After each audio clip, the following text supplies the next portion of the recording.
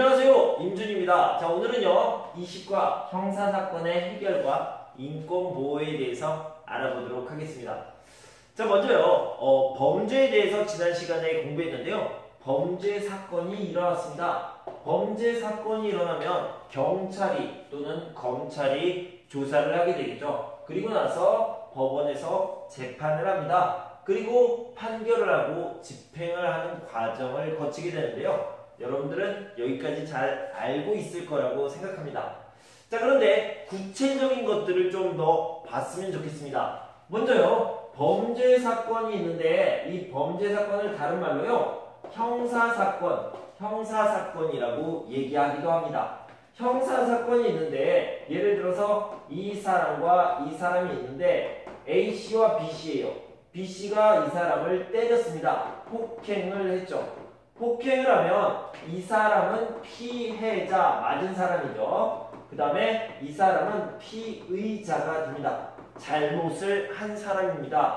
이렇게 잘못을 한 사람, 잘못이 의심되는 사람을요, 용의자라고도 얘기합니다. 그런데 여기에요, C씨와 여기에 D씨가 있었습니다. 이 사람들이 이것을 봤어요. 이것을 구경했죠. 구경했는데 내가 목격했다라고 얘기합니다. 그래서 이 사람들을요, 목격자라고 얘기합니다.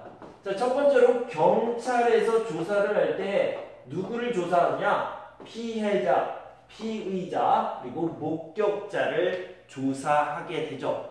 조사를 했는데 이 피의자가 잘못을 한 게 맞다고 판단이 됩니다. 맞다고 생각이 돼요. 그러면 검찰에게 넘기게 됩니다. 이렇게 검찰 조사로 넘기는 과정을요, 송치한다. 검찰로 송치한다 라는 표현을 씁니다. 자, 검찰에서 다시 한번 자세히 조사를 하게 되고요. 이 사람이 진짜로 잘못을 했다 라고 얘기하면 법원으로 넘기게 됩니다. 법원으로 넘기는데 왜 법원으로 넘기냐면 재판해주세요. 재판을 요청하게 되죠. 그래서 법원에서요, 이렇게 재판을 하고 판결을 하고 집행을 하게 되는데요. 검찰에서 재판 요청을 하는 것을 기소라고 얘기합니다. 기소. 그리고요, 법원에서 재판을 하고 판결을 하고 집행을 하는 과정에서요, 이 피의자는 피고인으로 바뀌게 됩니다. 그래서 피의자는 여기까지고요. 여기서부터는 피고인으로 바뀌게 됩니다. 그 다음 판결이 내려진 다음에는 이 사람은 범죄자로 그렇게 생각되는 거죠. 자, 이런 과정에서요, 다시 한번 짚어보도록 하겠습니다. 먼저요, 형사사건이 발생하면 경찰이 조사를 합니다. 누구를요? 피해자, 피의자, 목격자를 조사하고요. 맞다고 생각되면 검찰에 송치를 하게 됩니다. 검찰이 조사를 마친 다음에 재판해주세요. 재판 요청을 하는데 그걸 기소라고 얘기하고요. 법원에 들어가면 피의자는 피고인으로 바뀌게 되고 재판을 받습니다. 판결이 내려지면 이 사람은 피고인이 아니라 범죄자로 생각되게 됩니다. 범죄자가 되는 것입니다. 그래서 판결을 하고 집행을 하는데요. 어떤 사람은 벌금을 내기도 하고요. 어떤 사람들은 징역, 자유형이죠. 그래서 형벌 중에 자유형, 징역을 살게 됩니다. 교도소에 몇 년 동안, 몇 개월 동안 들어가게 되는 거죠. 그래서 이런 식으로 진행이 됩니다. 알아두시면 되겠습니다. 자, 이런 과정에서요, 어떤 사람들은 죄가 없어요.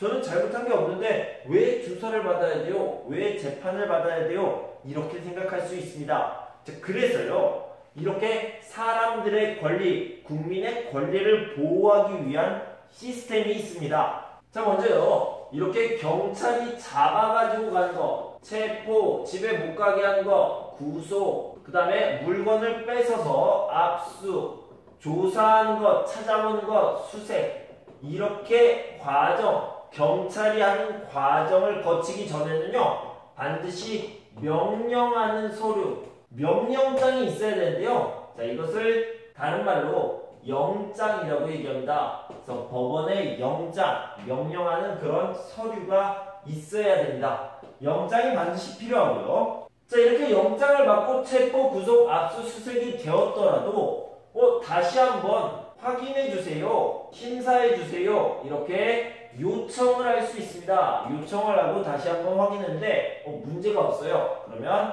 취소가 되는 겁니다. 그래서 인권을 보호하기 위한 이런 시스템이 먼저 있고요. 자, 이렇게 판결이 나기 전에 이런 피의자, 피고인은 죄가 없는 것으로 생각됩니다. 죄가 없다는요, 무죄라고 얘기하고요. 반대로 죄가 있다라는 것은 유죄인데요. 판결이 나기 전까지는 무죄라고 생각하고요. 판결이 있으면 그때부터 유죄가 되는 겁니다. 그래서 판결이 나기 전까지는 이 사람은 무죄라고 생각하고 이 사람을 보호해줘야 됩니다. 이렇게 생각하고 있는 겁니다. 자, 그리고요, 이렇게 조사를 받는 동안 여러분이 잘 알고 있는 변호사, 변호인의 도움을 받을 수 있습니다. 그런데 변호인의 도움을 받기 위해서는요, 돈이 아주 많이 필요하죠. 그런데 나는 돈이 없어요. 그럼요, 국가가 선택한 변호인을 국가에서 찾아줍니다. 그런 사람을 국선 변호인, 국선 변호사 이런 식으로 얘기합니다. 그래서 이런 것을 국가에서 지원해주는 그런 시스템을요, 국선 변호사 제도라고 합니다. 돈이 없어도 변호인의 도움을 받을 수 있는 시스템, 이런 시스템이 있습니다. 자, 이런 과정에서 뭐가 잘못되어서 범인, 범죄자를 놓칠 수도 있습니다. 하지만 한 명이라도 억울한 국민을 만들지 않겠다라고 생각하는 게 법원의 생각입니다. 그런 생각 때문에 이런 복잡한 절차, 복잡한 순서를 거치고요, 이런 국민을 보호할 수 있는, 국민의 인권을 보호할 수 있는 시스템을 만들었습니다. 자, 우리 책에 보면요, 10명의 범인을 놓치더라도 1명의 억울한 국민을 만들지 않겠다, 이런 법원의 생각이 잘 나와 있습니다. 자, 그래서요, 지금부터 책을 같이 한번 읽어보고 문제도 같이 한번 풀어보도록 하겠습니다. 20. 형사사건의 해결과 인권보호. 1. 형사 절차. 철수씨와 영희씨는 가족기념일을 맞이하여 외식을 하던 중 옆자리에서 식사를 하던 민식씨와 시비가 붙었다. 말다툼 끝에 민식씨가 철수씨를 밀쳤고 철수씨는 팔에 멍이 들었다. 이 경우 민식씨에게는 폭행죄가 적용될 수 있다. 그렇다면 민식씨는 어떤 절차를 거쳐 어떻게 처벌받게 되는 것일까? 범죄가 발생했거나 발생한 것으로 판단되면 국가기관은 수사에 들어간다. 이때 잘못을 저지른 것으로 의심을 받아 수사의 대상이 되는 사람을 피의자라고 부른다. 경찰에서는 피의자인 민식씨와 피해자인 철수씨, 목격자 등을 조사하고 조사 결과 민식씨의 죄가 인정되면 경찰에서 검찰로 송치한다. 검찰에서는 수사기록 등을 살펴본 후 법원에 재판을 요청할지를 판단한다. 법원에 재판을 요청하는 것을 기소라고 부르며 피의자가 기소된 이후에는 피고인이라고 부른다. 검찰이 기소를 하면 형사재판이 진행된다. 형사재판은 각종 범죄가 발생한 경우 피고인이 죄가 있는지, 죄가 있다면 어떠한 처벌을 받아야 하는지에 대한 재판을 말한다. 판사는 범죄를 저지른 것으로 추정되는 피고인의 입장과 피고인에게 적절한 형벌을 내릴 것을 주장하는 검찰의 입장을 모두 듣고 피고인의 유무죄 여부를 판단한다. 그리고 유죄인 경우 양형 수준을 결정하게 된다. 재판을 통해 유죄 판결이 확정되면 형을 집행하게 된다.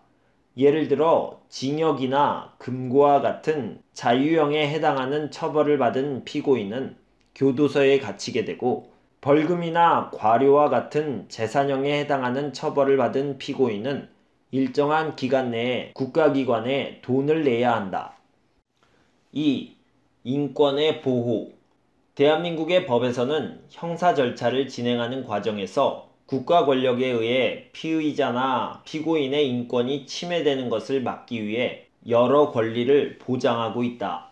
먼저 형사 절차의 적용을 받을 때에는 정당한 법 절차에 따라서 이루어지도록 하고 있다. 체포나 구속, 압수, 수색 등을 할 때에는 판사의 영장을 받아 합법적인 절차에 따라 진행해야 하고 처벌을 받을 때에도 법에 따르도록 하고 있다. 만약 체포나 구속을 당한 것에 대해 부당하다고 생각되면 법원에 다시 심사해달라고 요청할 수 있는데 심사 결과 부당하다고 판단되면 석방된다. 피고인의 유죄를 밝히기 위해 고문을 하는 것은 허용되지 않는다.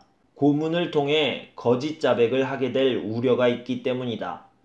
만약 고문이나 협박, 폭행과 같은 방법으로 자백을 한 경우에 그 자백은 증거로 인정되지 않는다.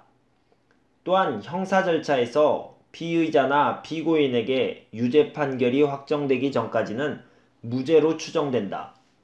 검사가 피고인이 유죄임을 확실하게 밝혀내지 못했을 때에는 무죄를 선고해야 한다.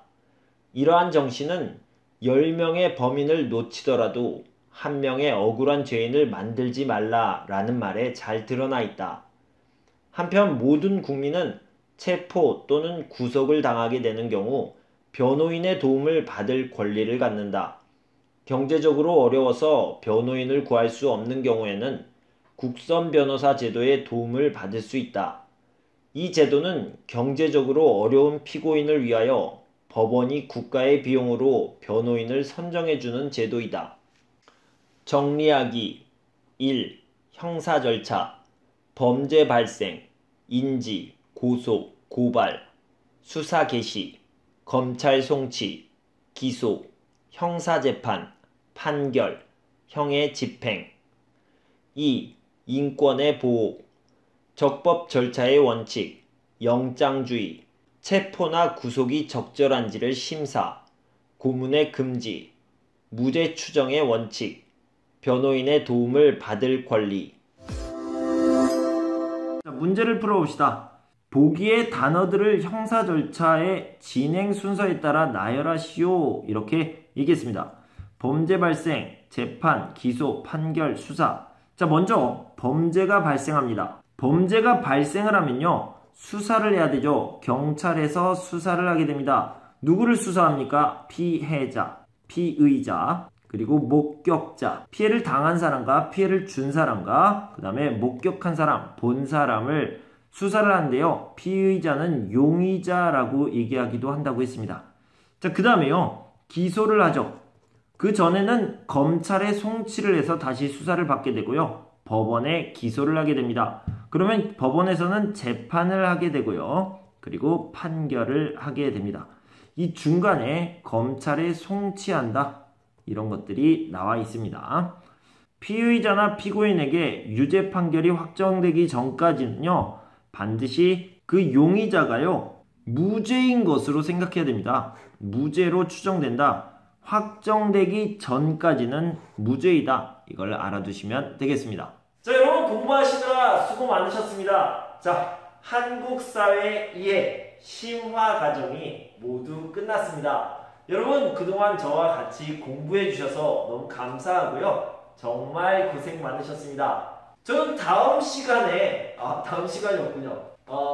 네, 저는 또 다른 프로그램을 준비해서 여러분께 찾아뵙도록 하겠습니다. 여러분 정말 고생 많으셨고요. 다음에 다른 프로그램으로 만날 때까지 건강하고 행복하세요. 정말 감사합니다, 여러분. 고맙습니다.